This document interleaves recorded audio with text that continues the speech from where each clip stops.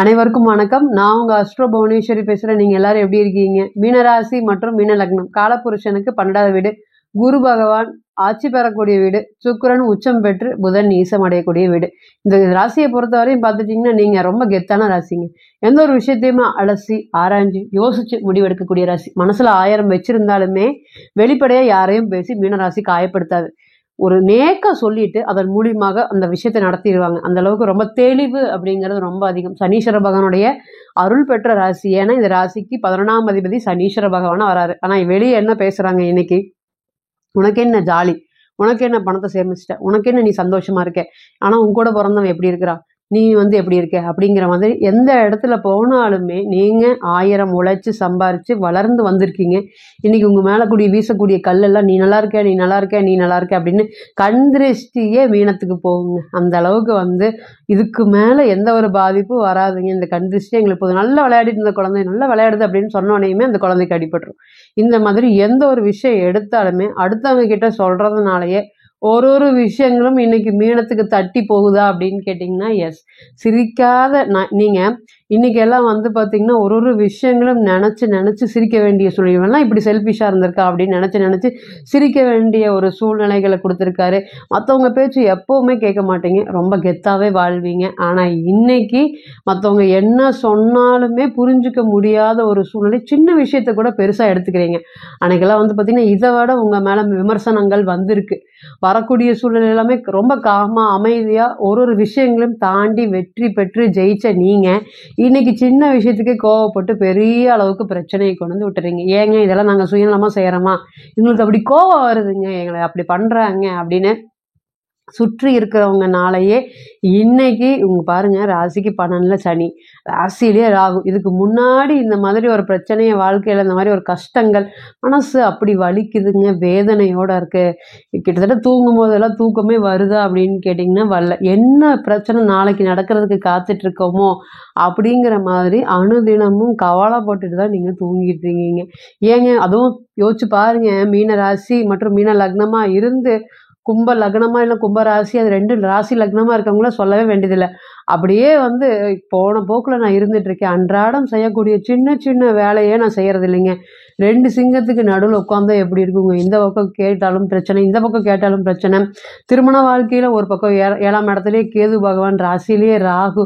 திருமண வாழ்க்கை ஒரு கேள்விக்குறியா இருக்கு. எதையுமே காப்பாற்ற முடியாத ஒரு சூழ்நிலைகள். யாருக்காக வாழ்ந்தீங்களோ அவங்களே இன்னைக்கு உங்களை புரிஞ்சுக்காம எடுத்தெறிஞ்சு பேசுவாங்க. அதனாலதான் ஜென்ம ராகு காலத்துல நம்ம யார் இதுக்கு முன்னாடி 10 வருஷமா இருக்கட்டும், 15 வருஷமா இருக்கட்டும், 20 வருஷமா இருக்கவங்க எல்லாருமே இன்னைக்கு நீ எல்லாம் அப்படியெல்லாம் ஒன்றும் பண்ணல அப்படிங்கிற மாதிரி உங்களை எடுத்தறிஞ்சு பேசக்கூடிய ஒரு சூழ்நிலைகளை தான் ஏற்படுத்தி கொடுத்துட்டு இருக்காங்க. இது எல்லாமே மனவலி வேதனைகளோட தான் இன்னைக்கு நீங்க வாழ்ந்துட்டு இருக்கீங்களா? அதே போல யாருக்காக வாழ்ந்தீங்க? அப்பாக்காக, அம்மாக்காக, அக்காக்காக, தங்கச்சிக்காக. உங்க திருமண வாழ்க்கையில பார்த்தீங்கன்னா எவ்வளவு பிரச்சனைகள் இருந்தாலும் இவங்களுக்கு சேர வேண்டியது, இவங்களுக்கு கொடுக்க வேண்டியதை கொடுத்துட்டு நீங்க பலமா தான் இருந்திருப்பீங்க. இன்னைக்கு அதையும் காப்பாற்ற முடியாம இதையும் காப்பாற்ற முடியாம தடுமாறிட்டு இருக்கீங்க. இதை தவிர்த்து வேலையில ஒரு பக்கம் பிரச்சனை, எந்த பக்கமே எனக்கு சரி பண்ண முடியாத அளவுக்கு பிரச்சனைகள் இருக்கு அப்படின்னா அது மீன ராசி தான்.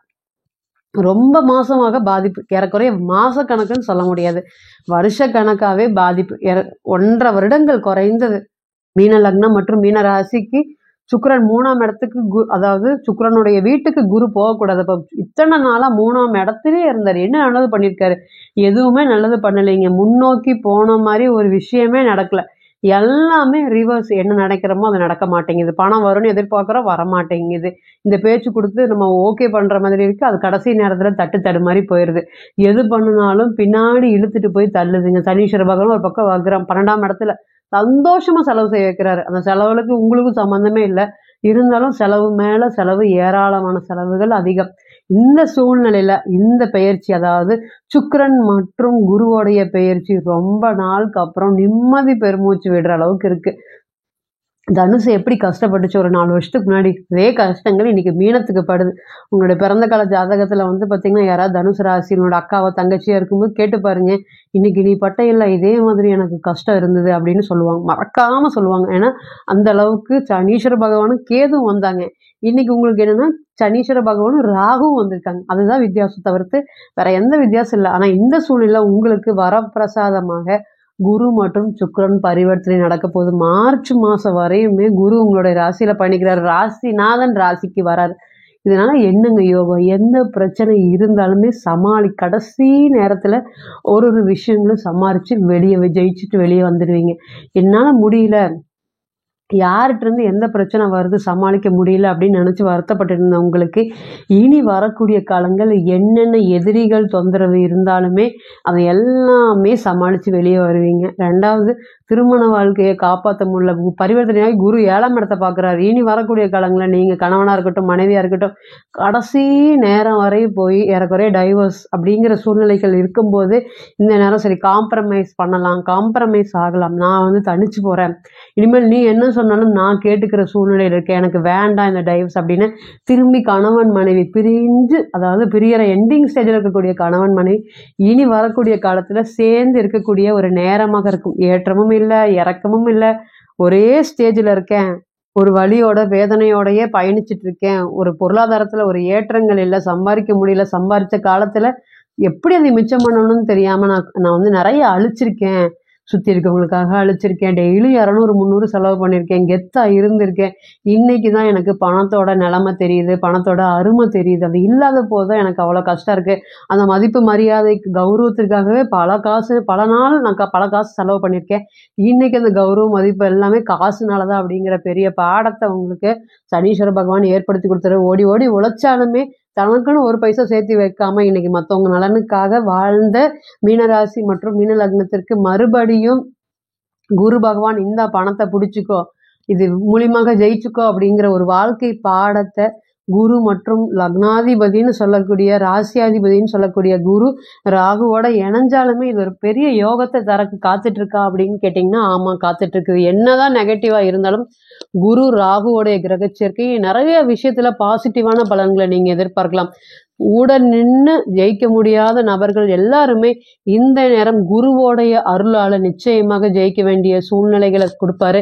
நிறைய வாழ்க்கை ஆதாரத்துக்கு அடிப்படை ஆதாரத்துக்கு தேவையான ஒரு விஷயத்தை நான் ஆரம்பிக்க போறேன், அது எப்படி ஆரம்பிக்கிறது, என்ன ஆரம்பிக்கிறதுன்னு தெரியல, தொழில் தொடங்கலாம் அப்படிங்கிற ஐடியா தான் இருக்கு, அந்த தொழிலை எப்படி ஸ்டார்ட் பண்ண போறேன், எப்படி ஏங்கிற எழுத்து எழுத போற அந்த தொழில அப்படிங்கிற மாதிரி நிறைய கேள்விகள் இருக்குது. இனி வரக்கூடிய காலங்களில் கூட்டாளியோட சேர்ந்து பிஸ்னஸ் பண்ணுறதுக்கும் மனைவியோட சேர்ந்து தொழில் பண்ணுவதற்குமே இது ஒரு நல்ல நேரமாக காத்துட்ருக்கு. எல்லாம் தொழில் ஸ்தானாதிபதி லக்னாதிபதியாய் தொழில் ஸ்தானாதிபதியாய் தொழில் ஸ்தானத்தை பார்வையிடக்கூடிய இந்த காலத்தில் உங்களுக்கு தொழில் சார்ந்த பெரிய பெரிய பதவிகளும் பெரிய பெரிய வாய்ப்புகளும் ஏற்படுத்தி காத்துட்டு இருக்கு. அதே போல ராசியாதிபதி 3ஆம் அதிபதி 3ஆம் இடத்துக்கே வர்றாரு. அப்ப முயற்சி ஸ்தானம் ரொம்பவே பலப்படுது. என்ன விஷயங்கள் செஞ்சாலுமே இன்னொருத்தரை நம்பி நீங்க செஞ்சு கொடுங்க, இந்த விஷயத்த நீங்க பண்ணி கொடுங்க, அப்பதான் ஜெயிக்க முடியும், எனக்கு அதிர்ஷ்டம் இல்லை அப்படிங்கிற மாதிரி பல இடத்துல நீங்க நினைச்சிட்டு இருந்திருக்கீங்க. இனி அதெல்லாமே உங்களோட கஷ்டத்துக்கு மருந்து போடும் விதமாக இனி எல்லா சூப்பரான பலன்கள் எல்லாமே மீனராசி மற்றும் மீன லக்னத்துக்கு காத்துட்டு இருக்கு. சனீஸ்வர பகவான் நீதிமான். எவ்வளவுதான் விஷயங்கள் இருந்தாலுமே நெகட்டிவான விஷயங்கள் இருந்தாலுமே அவர் மீனராசி மற்றும் மீன லக்னத்திற்கு நல்ல ஒரு பலமான யோகத்தை கொடுக்கறதுக்கு காத்துட்டு இருக்காரு. குடும்ப ஒற்றுமை, அதே போல பார்த்தீங்கன்னா பிரிஞ்சிருக்கக்கூடிய குடும்பங்கள் அனைத்துமே ஒன்று சேரக்கூடிய காலமாக இருக்கும். வீண் செலவு, விரைய செலவு, தண்ட செலவு எல்லாமே இனி வரக்கூடிய காலத்துல குறைஞ்சு பொருளாதாரம் சார்ந்த ஏற்றங்களை அதிகப்படுத்தி கொடுக்கக்கூடிய காலகன்.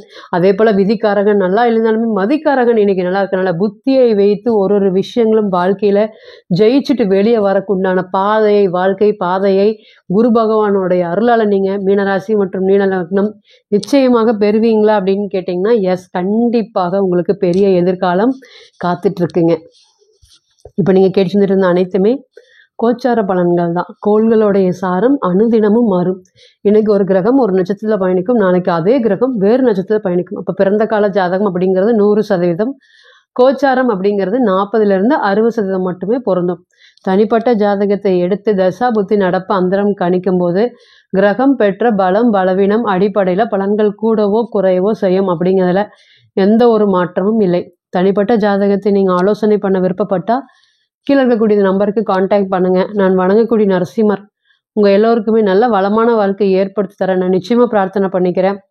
மீண்டும் ஒரு பதிவில் உங்களெல்லாம் சந்திக்கும் வரை உங்களிடமிருந்து விடை பெறுவது உங்கள் அஸ்ட்ரோ புவனேஸ்வரி. நன்றி, வணக்கம்.